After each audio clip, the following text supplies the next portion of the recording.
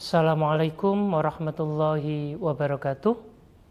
Alhamdulillahirabbil alamin, wassalatu wassalamu ala sayyidina Muhammadin wa ala alihi wa ashabihi wa barik wa salim ajmain, amma ba'd. Para pemirsa Hikmah Ramadan yang dirahmati Allah, alhamdulillah pada hari ini kita masih diberikan kesehatan serta keselamatan oleh Allah Subhanahu wa taala sehingga kita bisa memasuki bulan Ramadan 1446 Hijriah yang bertepatan dengan tahun 2025 ini dalam keadaan sehat walafiat. Semoga keberadaan kita di bulan Ramadan tahun ini membawa keberkahan untuk kita dan orang-orang sekitar kita. Para pemirsa Hikmah Ramadan yang dirahmati Allah, umumnya mayoritas manusia ketika ditanya apa hal yang paling berharga di akhirat kelak, rata-rata akan menjawab surga. Tepatkah pandangan dan jawaban ini? Nampaknya bisa kita benarkan. Karena ketika orang kita tanya, pengen masuk surga atau neraka, rasanya hampir pasti jawabannya surga. Dan tidak ada satupun orang yang ingin masuk neraka.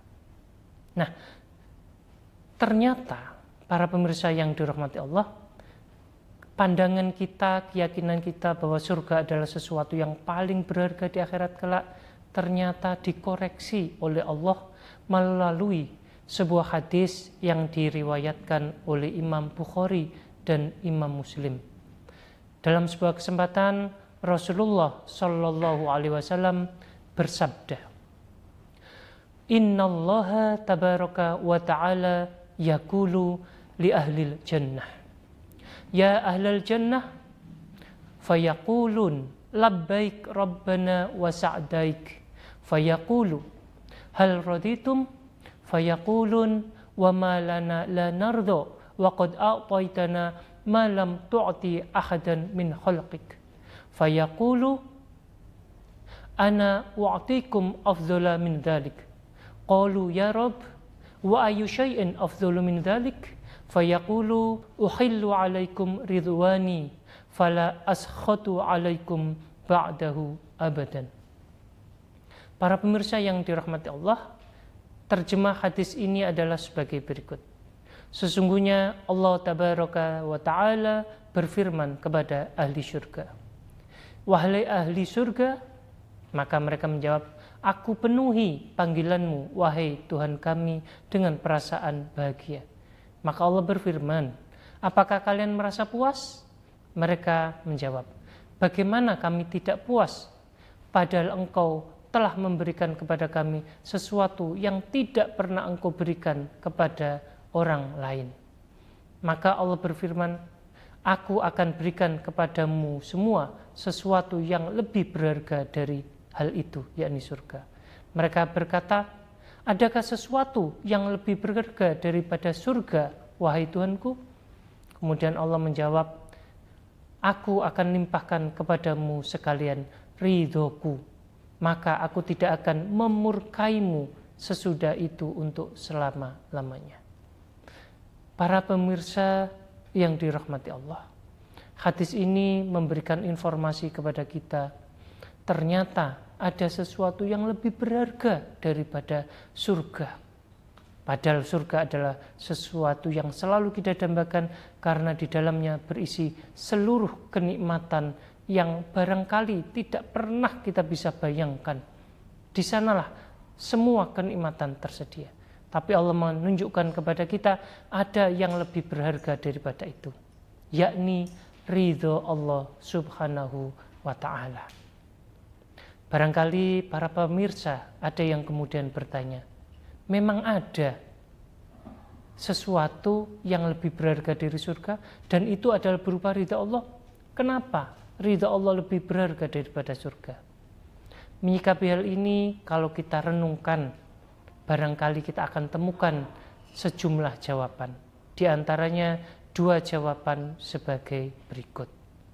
Yang pertama, para pemirsa yang dirahmati Allah, kita harus tahu bahwa kunci masuk surga sesungguhnya bukanlah apa-apa yang kita lakukan selama di dunia ini, melainkan ridho Allah Subhanahu wa ta'ala.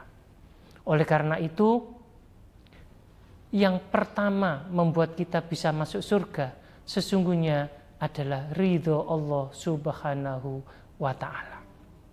Dalam sebuah hadis yang diriwayatkan oleh Imam Muslim, Rasulullah SAW bahkan mengatakan, la yadkhuli ahadan minkum amaluhul jannah wala yujiruhu minan nar wala ana illa birahmatin minallah. Yang artinya tidak ada amalan seorang pun yang bisa membuat dia masuk ke dalam surga dan sekaligus menyelamatkannya dari api neraka. Tidak juga denganku, kata Rasulullah, kecuali dengan rahmat dari Allah Subhanahu wa ta'ala. Nah, para pemirsa yang dirahmati Allah, ternyata miftahul jannah, kunci masuk surga adalah ridho Allah, bukan ibadah kita. Nah, mungkin juga akan ada yang bertanya, loh, bukankah Allah menawarkan kepada kita kalau kita beribadah kita akan masuk surga? Iya, betul.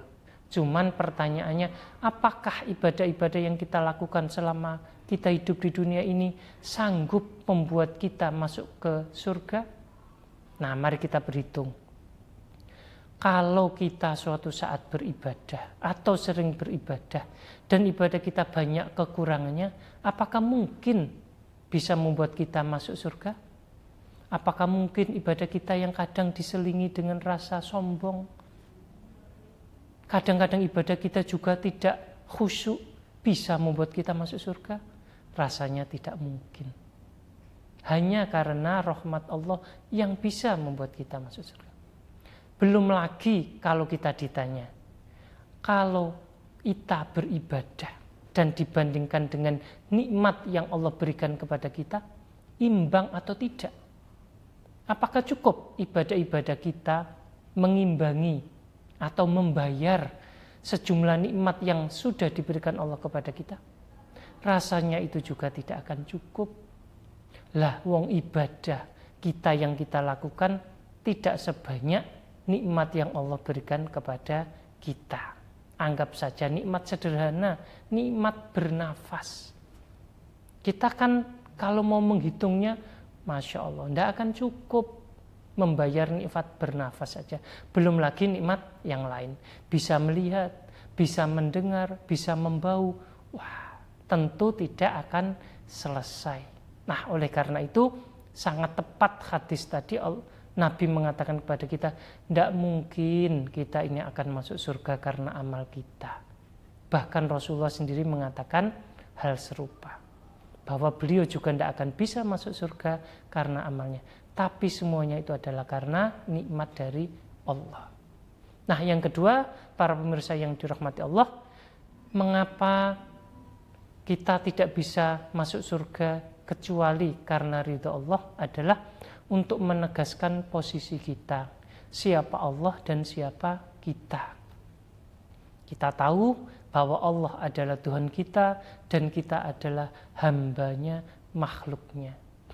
Maka oleh karena itu semestinya yang kita lakukan selama hidup di dunia ini adalah beribadah, beribadah, dan beribadah. Karena untuk itulah kita diciptakan oleh Allah sebagaimana disebutkan dalam surat Adz-Dzariyat, wa ma khalaqtul jinna wal insa illa liya'budun. Maka alangkah baiknya ketika kita beribadah, ya kita lakukan karena itu posisi kita, karena itu tugas kita. Tidak usah berpikir mendapatkan pahala atau mendapatkan surga. Itu sudah otomatis akan diberikan oleh Allah. Oleh karena itu tidak usah diniati. Cukup niat kita adalah beribadah karena itu kewajiban kita sebagai seorang hamba. Nah, ketika kita melakukan itu, maka entah itu ibadah kita sempurna atau tidak, tapi ketika Allah melihat kesungguhan kita, semoga dengan itu kemudian Allah akan menjadi ridho pada kita. Ketika kita sholat, kita letakkan tubuh kita bungkukkan tubuh kita posisikan bagian paling berharga dari diri kita, yakni kepala di lantai. Kita tundukkan diri kita serendah-rendahnya di hadapan Allah. Nah, siapa tahu dengan itu kemudian Allah menjadi ridho dengan kita, dan karena itulah Allah akan memberikan maghfirah, ridhonya, dan memasukkan kita ke dalam surga. Para pemirsa yang dirahmati Allah, itulah kira-kira setidaknya jawaban mengapa ridho Allah itu lebih berharga daripada surga.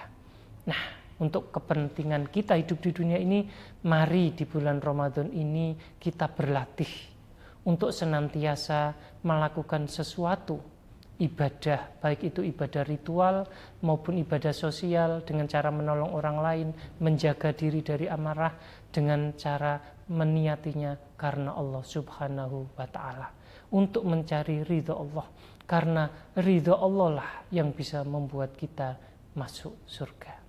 Demikian, semoga Allah senantiasa membimbing kita agar kita bisa menjadi hamba-hamba Allah yang beribadah hanya karena Allah, mencari ridha Allah. Kurang lebihnya mohon maaf. Wallahul muwaffiq ila aqwamit thoriq. Wassalamualaikum warahmatullahi wabarakatuh.